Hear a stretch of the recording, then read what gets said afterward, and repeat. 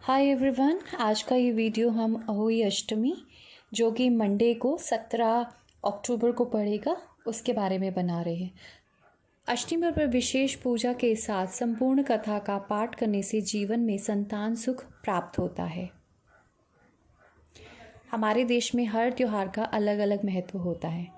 अहोई अष्टमी भारत के मुख्य त्योहारों में से एक है। हर वर्ष कार्तिक महीने के कृष्ण पक्ष की अष्टमी तिथि पर अहोई अष्टमी के दिन व्रत रखा जाता है। आपको बता दें कि इस साल यह व्रत 17 अक्टूबर को है। अहोई अष्टमी के दिन व्रत या पूजन करने का विशेष महत्व होता है। यह व्रत करवा चौथ के बाद आता है और इस त्योहार पर माताएं अपनी संतान के लिए व्रत रखती हैं।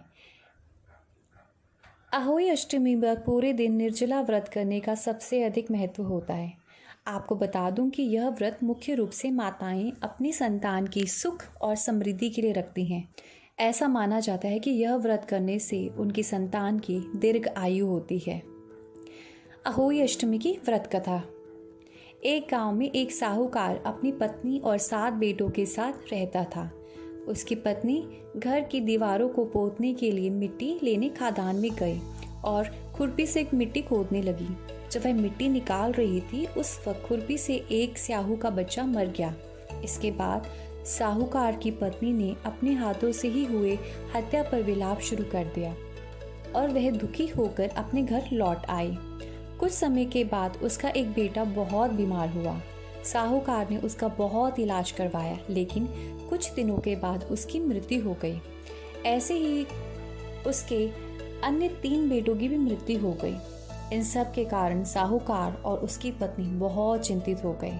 एक दिन साहूकार की पत्नी अपने पड़ोसियों से बात करते वक्त अपने पुत्रों को सोचकर रोने लगी।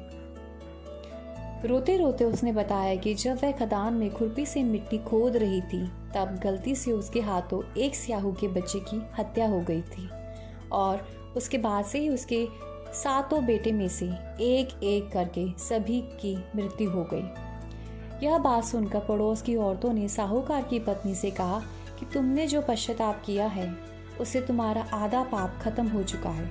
अब तुम अष्टमी को भगवती माता की शरण में स्याहू के बच्चे का चित्र बनाकर व्रत और पूजा करो और उनसे क्षमा मांगो। इसके बाद सब ठीक हो जाएगा। फिर साहूकार की पत्नी ने यह बात मान के कार्तिक मास की कृष्ण पक्ष की अष्टमी का व्रत और पूजन किया। उसके बाद अहोई माता उससे प्रसन्न हुई और उसके पुत्रों को फिर से जीवन दान दे दिया। अहोई माता की जय हो।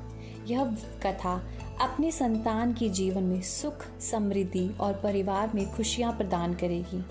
अगर आपको यह वीडियो अच्छा लगा तो इसे लाइक, शेयर और सब्सक्राइब करें। Thank you.